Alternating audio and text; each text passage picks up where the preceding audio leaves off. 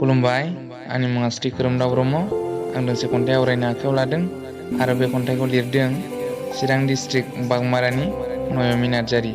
फैदो बिदिब्ला खोनासंदिनि। खन्थाइनि मुं फोथाय खेबस'। नोंनि अननाया आंखौ थगायलांबाय रजे, मानो फैयामोन नों आंजों दान्दिसे समनि थाखाय। अरायबो नोंखौ फुं सानजौफु मोनाबिलि गोसोखाङोमोन आं माब्ला लोगो मोनगोन होनना। फैयोमोन नों आंनि सेराव, नाथाय बुजियासै नों आंनि हास्थायनायखौ। फोथायदोंमोन नोंनि होनाय रादायफोरखौ रजे, नोंनोथ' बुंदोंमोन जेसेबां गोजानाव थाहैया मानो नोंखौ आं बावनो हाया होनना।